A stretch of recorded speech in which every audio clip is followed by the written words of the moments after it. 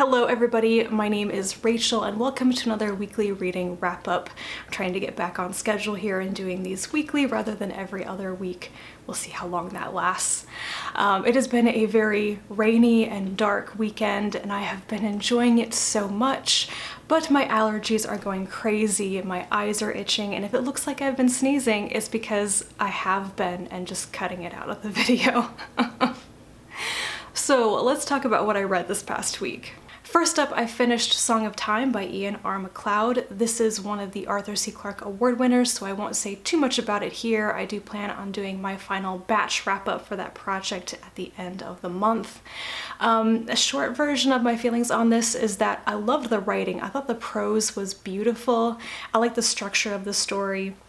It's basically a very old woman going through the dying process, recounting her life to a strange man that she rescued who had washed up on the shore by her house. And it's mainly literary fiction with some speculative aspects thrown in. And I thought I would absolutely love the book all the way through until I got to what I think was supposed to be the surprise twist, unreliable narrator moment. And I was like, I predicted this was going to happen like at the beginning of the book. So that, no. Yeah, so it was all right. I think the ending of it just failed to clinch the story for me. Next, I finished 3 Messages and a Warning. This is an anthology of Mexican short stories of the fantastic, as the subtitle says, and it is edited by Eduardo Jimenez, Mayo, and Chris N. Brown. The introductions by the editors mentioned science fiction a lot, but I would actually classify most of the stories in this as stories of the fantastic or of the supernatural. Most of them did not feel at all like what I would define as science fiction. So my main problem with this is that I did not find most of the stories to be really individually memorable. There are some exceptions, I'll mention them in a second. But most of what I remember of this, and I read it less than a week ago, is the atmosphere, is that how the stories made me feel and what I felt they had in common, being all, translated stories by Mexican authors. And I really enjoyed that atmosphere and this peek into this genre from a different country, from a different culture that I really don't know anything about. So that was overall pretty interesting, even if the individual stories weren't as impressive each on their own. The exceptions to that, however, are some of the 3 slightly longer stories from the beginning of the anthology. The first one is The Guest by Amparo Davila. This is one of the stories that was specifically mentioned at the Mexican Female Horror Writers panel at Worldcon in San Jose, where this entire anthology actually came up. It's basically a vampire story, but doesn't read like a typical vampire story to me. And I kind of think that there's a lot of symbolism in it, that maybe it's kind of an analogy or metaphor for something else, for life, for what you're afraid of. And it was pretty chilling, actually. I also really liked 1965 by Edme Pardo. This is one that I kind of want to describe as a Mexican James Tiptree Jr. story, but that's, I don't know, I thought it kind of was. It's definitely one that I thought was actually science fictional in a way that most of the other stories weren't. And then the last one that I want to mention is Photophobia by Mauricio Montiel Figueras. This one, I initially thought it was a vampire story as well, but actually it might kind of be a demon, devil, or vampire at the end of the world, maybe like after the rapture or something. It was interesting, and it was another one that was kind of chilling as well. So yeah, I'm glad I finally read this anthology. I meant to read it a long time ago and didn't. But yeah, it was pretty interesting, and I would definitely read more, even though there weren't as many excellent stories in this as I might have liked. After that, I finished The Beautiful Ones by Silvia Moreno-Garcia. This is a fantasy of manners novel set in a slightly magical secondary world version of historical France. A summary of the premise is that 10 years prior to the story starting, a poor young man named Hector fell in love with Valerie, a young woman from a noble and proud but impoverished family. They have kind of this whirlwind romance over the course of one summer. Then he leaves to go make his fortune in what's essentially America, and Valerie promises that she will wait for him and marry him when he returns. She doesn't wait for him. She gets married to somebody else. It absolutely breaks Hector's heart, and everything he achieves after that point is all with the aim of getting back the woman that he loves. He does make his fortune as a magician in what's essentially America. I can't remember what they actually called it in the book. He has a very strong telekinetic ability, and so he actually becomes a very successful traveling magician. And then when he returns to the country, the opening scene of the book is him at a party expecting to see Valerie for the first time in 10 years. She doesn't show up, however. Instead, he's kind of ambushed by a young woman. She's a bit of a country bumpkin. She starts talking to him, and I think he's kind of bemused by her, but not super attracted. And then he finds out that this woman, Nina, is the cousin of Gaetan, who is Valerie's husband. So Hector decides he's going to court Nina under false pretenses in order to gain access to Valerie and convince her that they're still in love and she should leave her husband and run away with him. It does not go well.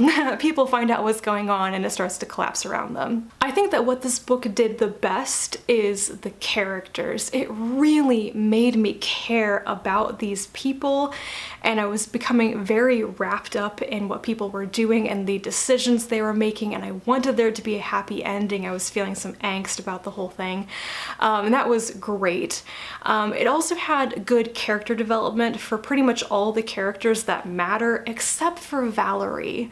I liked that Hector went from being a person I was kind of mildly irritated with to actually wising up and doing things better and improving. I really liked that. Nina was also interesting from the beginning for me, but she also really kind of matures in the second half of the book. Like I said though, Valerie, who's basically the story's villain, she doesn't change. She is a woman who is forced to marry against her will. She was raised and educated all in order to nab a wealthy husband to save her family's fortunes. She never had any choice, and she takes that out on other people, especially other women that she thinks have more choice than she was given. So she basically wants Nina to suffer in the way that she did, the way that Valerie did. And I'm not really fond of, women hating each other. I would have preferred to see a more mild version of this perhaps, or some actual good, healthy female friendships.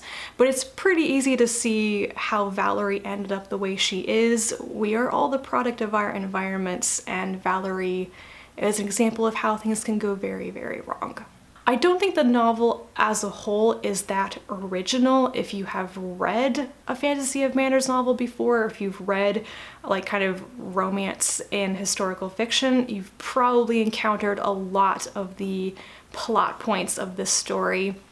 But I definitely enjoyed the characters, and there were some moments where characters did the thing that I thought they should, but usually they wouldn't, in order to create more conflict in the story, and I was like, yes, you avoided that pitfall. Thank you for not being cliche. So yeah, I can't say too much about that without spoiling things, so I will stop there. I will definitely read more by Silvia Moreno-Garcia in the future. I gather that all of her books are really different from each other, but I am still going to try all of them. Then I finished On a Sunbeam by Tillie Walden. This is a science fiction fantasy graphic novel. It is currently up for a Hugo Award. I wanted to read it for a little while, but it being nominated for Hugo bumped it up on my priority list. So this is essentially a coming-of-age story about a young woman who, after graduating from a boarding school, is very aimless. She seems kind of sad and depressed. She doesn't know what to do in life. She ends up getting a job doing building reconstruction in space with a crew of other women. They fly around in their like koi fish spaceship, which is really cool.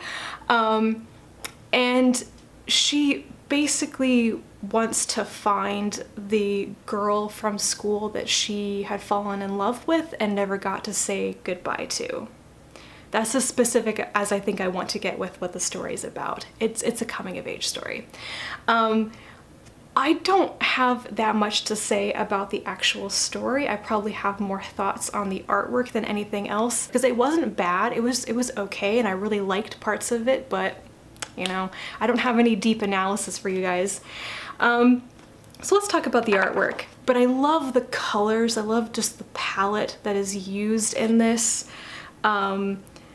Very frequently it's the way that people are drawn that makes or breaks artwork for me in graphic novels and comics.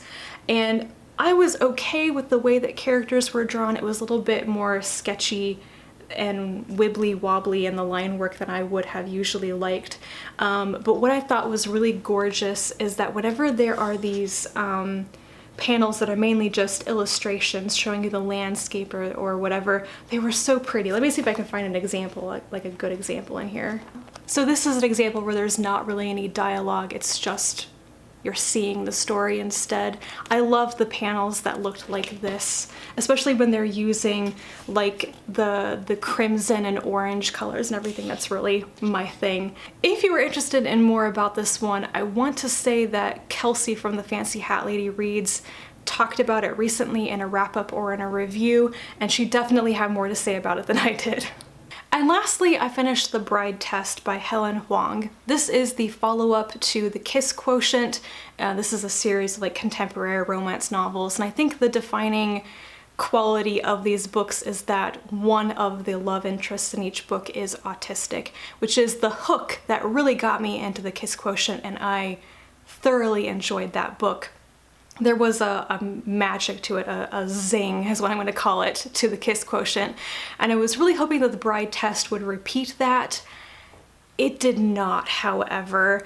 I think I just fundamentally do not enjoy the mail order bride trope that this book is partly based on. Basically, the male love interest in the story is Kai. He is autistic. His mother brings back a young woman from Vietnam to be his wife, to be his arranged bride, and he agrees to live with this woman over the summer, treat her as his fiancée for a couple of months, and if they do fall in love, they'll get married. If they don't, then the wedding is off and his mother will never bother him about this again.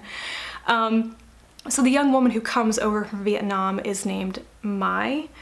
She goes by Esme in the States, and she, of course, has reasons for doing this. I thought that Esme was a really interesting character. I admired, her work ethic, but also her reasons for coming over and basically attempting to seduce and marry a strange man. It could have been bad, but actually it came from a really good place. Esme comes from really deep poverty in Vietnam, and she is doing everything she can to provide a better life for herself and her daughter and her mother and her grandmother, while not sacrificing her dignity, let's say. And I loved the balance of that. I think that based on the author's afterword to the story, that Esme as a character is based on the author's mother and just the Vietnamese immigrant experience in the US overall, and I could really feel that. This book actually is much more serious and deals with some weightier, deeper, darker topics than The Kiss Quotient did, between Esme's experience as an immigrant, and then Kai's experience being autistic, and he's basically convinced after the death of his childhood best friend that he has no feelings whatsoever. So there's less sexy times in this book, let's say. It is far less graphic than The Kiss Quotient was, and like I said, much more serious in many ways. And it just never really came together for me. I did really like Esme. I did not become very attached to Kai. I did not feel he was very well developed as a character. Even when you're seeing things from his perspective, you're hearing his thoughts. I never felt like I really knew that much about him, and he was a bit of a blank space in the story. So mainly it was all right. It was a decent romance novel, but I really just want to go reread The Kiss Quotient now. That is that for everything I've read this past week. Sorry if any of that is incoherent. My brain has started to wander off to other things already this morning, so maybe I'll do better next time. Thank you so much for watching. Let me know if you have read any of these, if you have thoughts about them. Leave me a comment down below, and I will talk to you again soon. And until then, bye.